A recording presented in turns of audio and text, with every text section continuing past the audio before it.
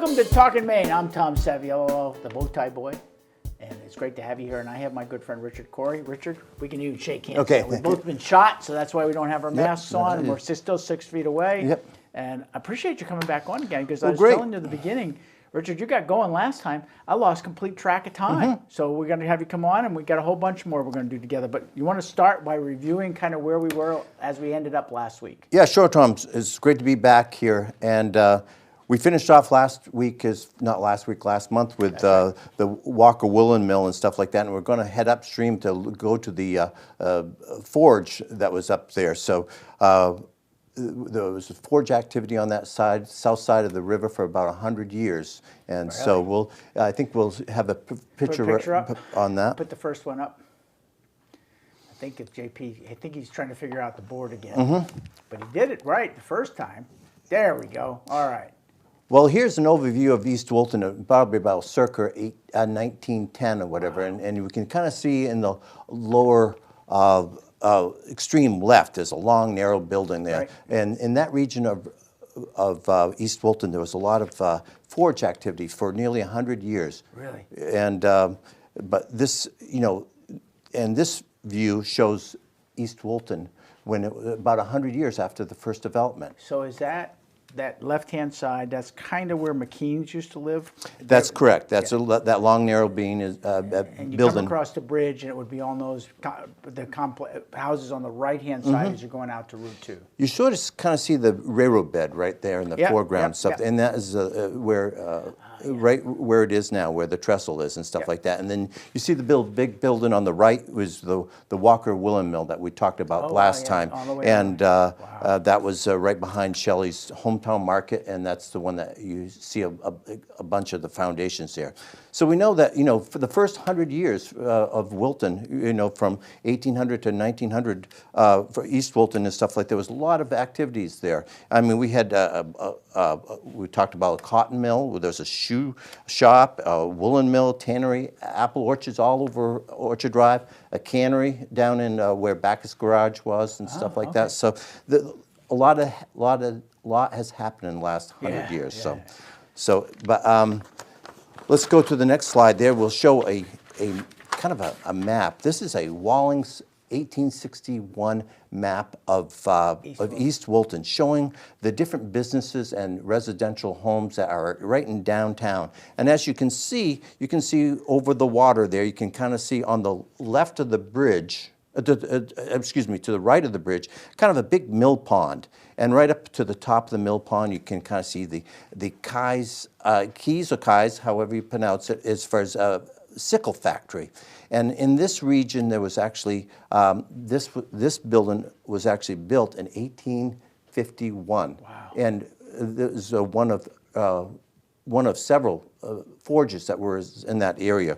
So looking at this map, Richard, that railroad track is coming from Route 2 headed towards Farmington. Right. So if you're trying to orient yourself, if you're watching this show, that pond that shows up there is going towards the Wilton side, and the falls goes under the railroad track. That's correct. And then on the further bank, on the most northern bank, but it's the south side, you'll see a long, narrow building, and we'll be seeing some pictures of that in a little bit. But that was the site of the sickle factory. Yeah, wow. So, and later on it was the hay saw factory. So, but I think now probably would be a good time to maybe look at some of the items that they actually made there. Yeah.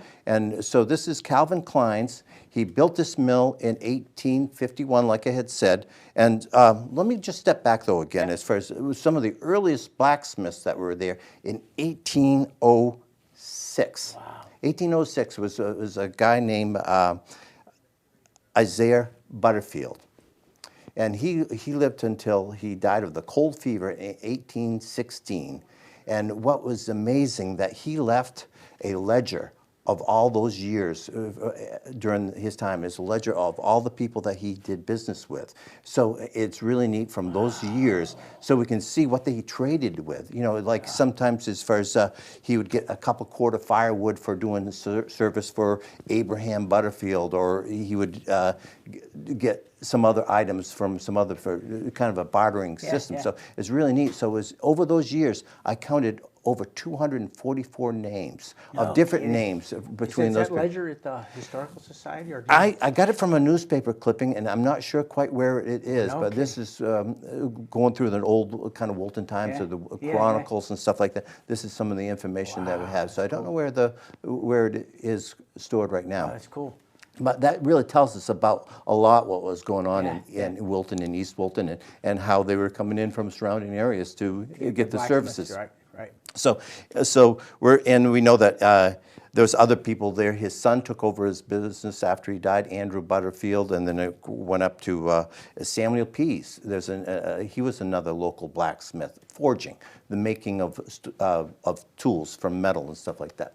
So it's neat. So we're going to jump back to Calvin Klein's. So do we want to talk about these things before we do? Yep, and he's the one that made these. So it was his factory, whatever. So it was called a sickle factory. For the people that don't know what a sickle is, Tom, let's bring this out here. This is for cutting hay and brush.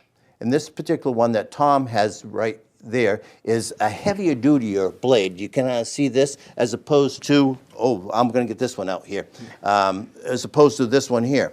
See, this tool would actually have been used along stone walls and stuff like that, because, you know, if you hit a stone, this is going to be more forgiving here because it's more robust and stronger here, as opposed to this long, narrow blade here, you know, that they used probably the wheat. I bet you they had some wheat during this time too, wheat and hay and things like this. But take a look at this as first, and has a label on here, and I'm not sure whether this is the original label. I'm not sure. I think maybe this is Don McKean, actually, who donated these to the Historical Society, the Wilton Historical Society. Whether he had these made up or whether these were a period, but I'm not sure. It's unlikely, I think. But anyway, so here we have, you know, a blade that was made right there in East Wilton as far as for cutting feed and stuff, and so here we have two of them. I'm going to put this one back here so it's less dangerous.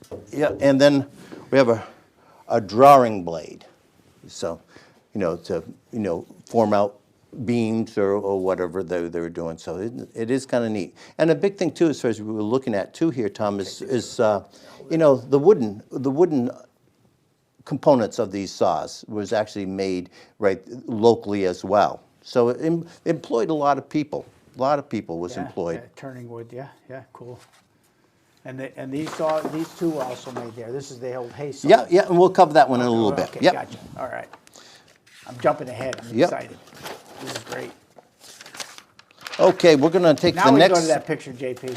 Next picture of the kind of the waterfalls and stuff. Yeah, here we have a picture, one of the earliest pictures of the waterfalls here. This was taken before 1887, because we see in the left-hand corner, we see the factory right behind that white building. Yeah. That was the factory that Calvin Keyes built these things at, right there. And you can kind of see the bridge, a narrow outline of the bridge there, right in the same vicinity of where the bridge is today.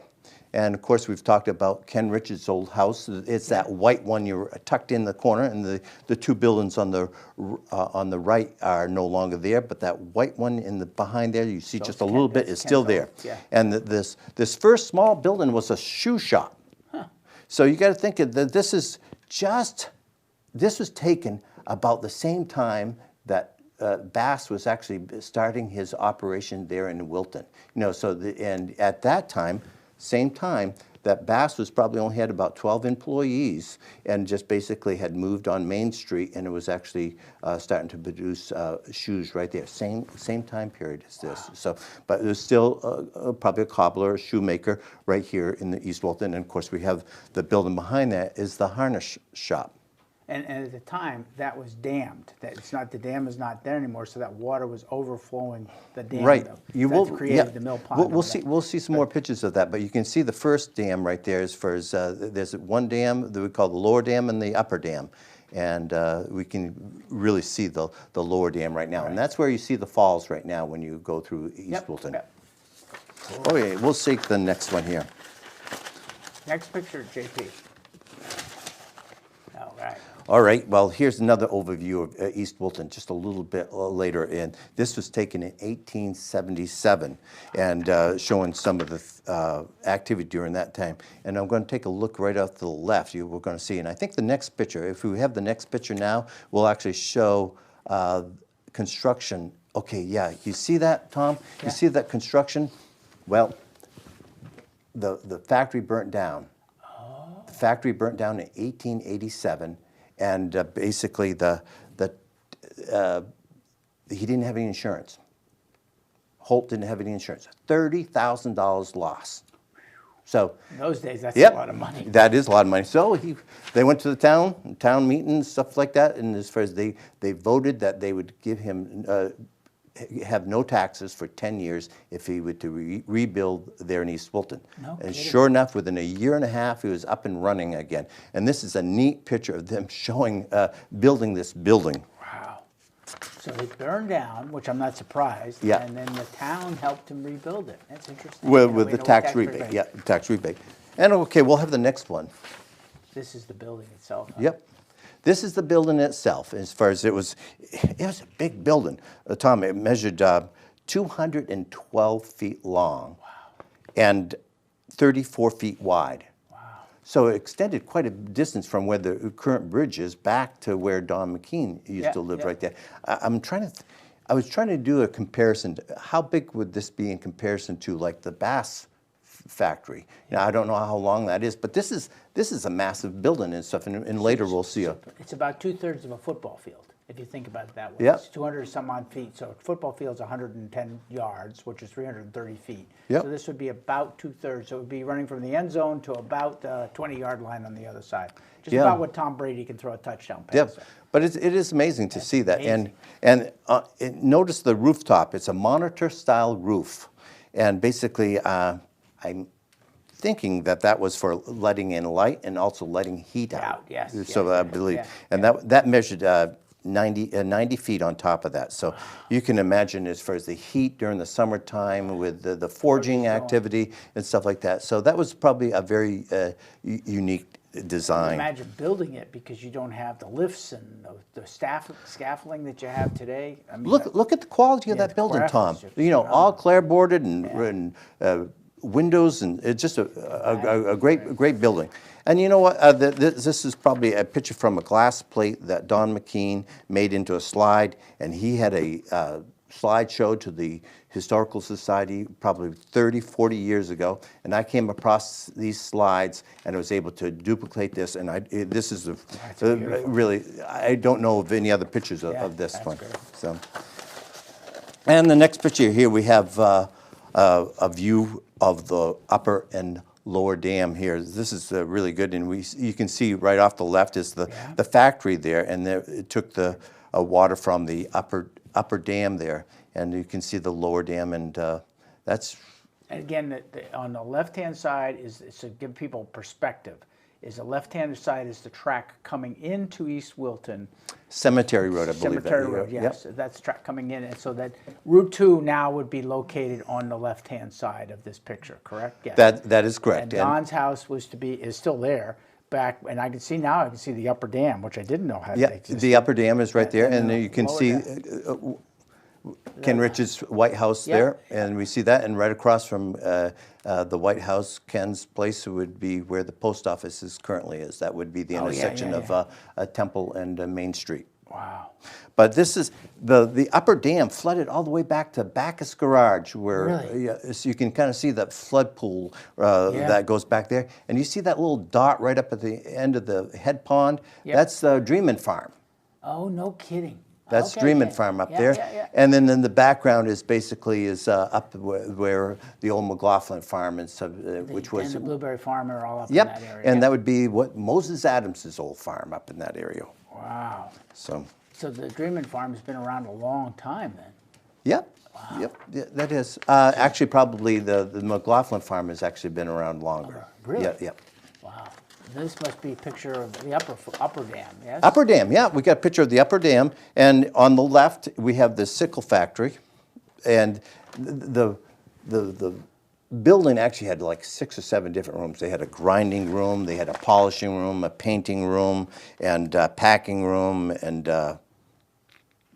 hammering room and stuff like that. So this room that this on the left, the building that we see, extended over to the water a little bit, and it received the water power more, and that's where the grinding activity took place. Grinding and probably the polishing also. But the grinding was a dangerous job. Basically, there was a stone, and it came through the floor, I understand, and basically they would have to grind these notches and grind down the metal to form these tools and stuff like that. But I've read that they had to periodically dress the stone because it would wear unevenly, and if they didn't address the stone, pecking away the high ridges and forming them out, that they would become unbalanced. And they could fall off or blow up or whatever. Blow up, and it goes right through the wall and stuff. And there's been recorded deaths at this plant, and so this as a result of some of that. And the building on the right, you can kind of see, I looked at this picture and I thought it looked like it overhang. Yeah, it does. The thing, and I think it does. And I went out there 2 days ago and actually did see where the foundation of this is. And I believe this is a saw and grist mill. It probably cantilevered over the river, over the brook. Over the brook. Yeah. And that's right behind Bishop Park and stuff. And you can see remnants of that foundation right now, Tom. So when we take a trip sometime this summer, Tom, we'll go by and I'll point that out to you.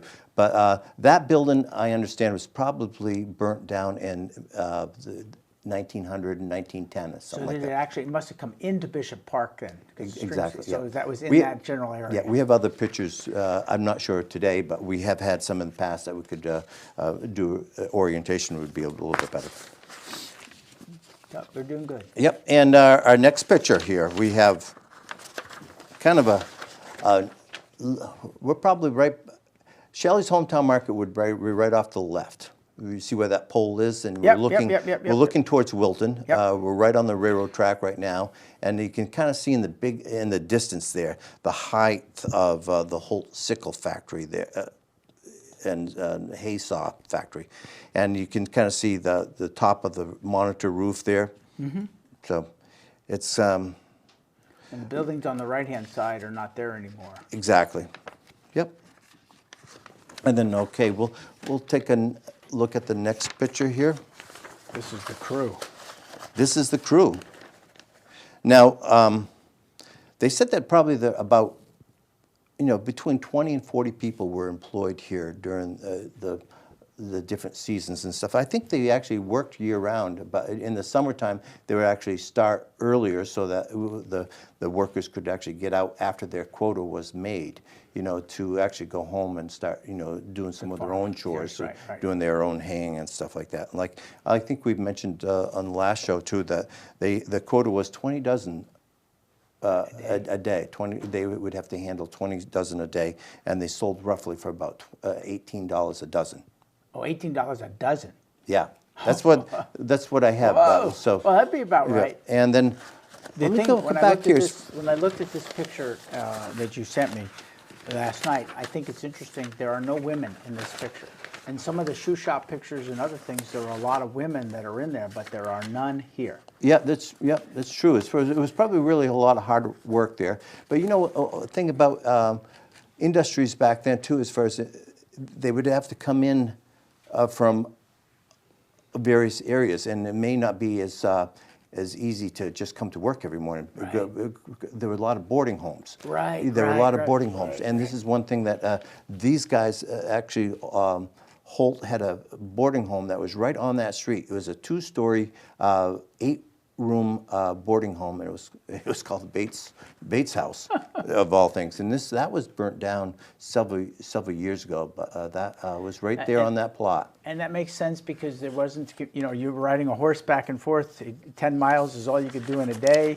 You could come down here and live here for the week or the month or whatever it was. In the wintertime, do your work, and then go home and take care of your chores later. So that supplied other work for other people with operating boarding homes and stuff. Think about you had to feed these people also stuff. So you got to think of all these industries that actually was a result of this industry here. Well, it's typical in the pulp and paper industry. We used to talk about one job in the mill creates 7 jobs in the community. This is the same idea. One job in that mill created multiple jobs out in the communities. Yep. So that economics was holding true then.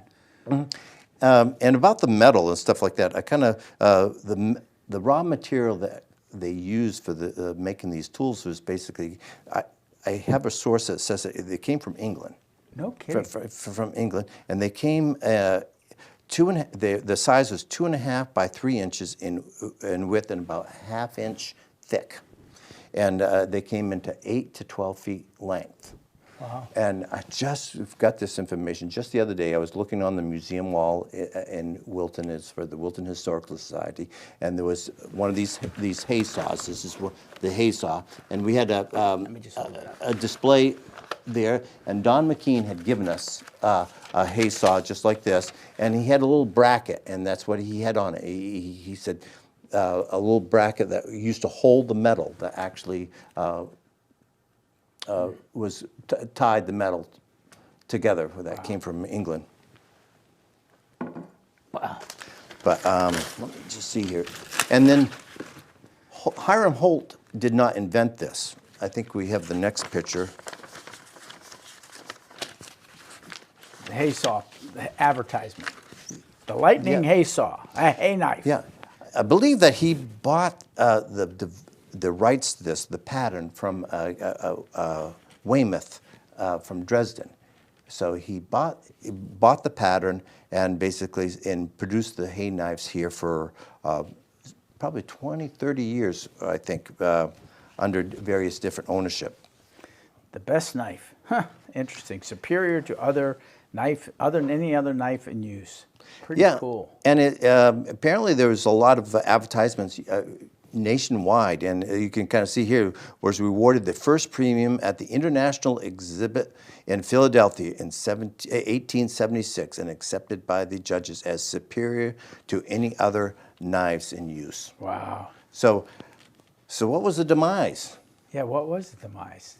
That's a good question. I got to do some research on this, but I think I've seen some material that says that, like, even Sears and Roebuck got into the production of this, and they all they had to do is just change the pattern just a little bit, and there was different lawsuits apparently for infringement of the patent rights and stuff like that. You can imagine there was various people out there that could want to copy this because it was probably a sought after and probably too, it's like the old corn business when it kind of went out, is that prior to that, you couldn't bring things from California. There wasn't mass production. There wasn't mass canning. Mm-hmm. I'm sure they got into the point that they figured out how they could mass produce these things, and so the hand labor wasn't going to be economic for somebody to continue to pound it out. Mm-hmm. That'd just be a guess, but cool. Yeah.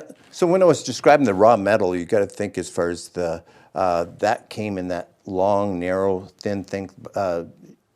Piece of metal, whatever. You got to think of first. They had to hammer that down. So I haven't mentioned about they called a hammer room, and I have never seen a pictures of these at all. But you can imagine it's a bang, bang. The metal, heat them up, and just bang it out and stuff like that. And then that must have been a tremendous noise. I've seen a reference to them describing East Wilton sometimes. It says, how romantic it was, as far as, traveling to East Wilton. It was, the hilly terrain, well-kept places with pastures and stuff like that. And then coming and hearing the hammering of the industrial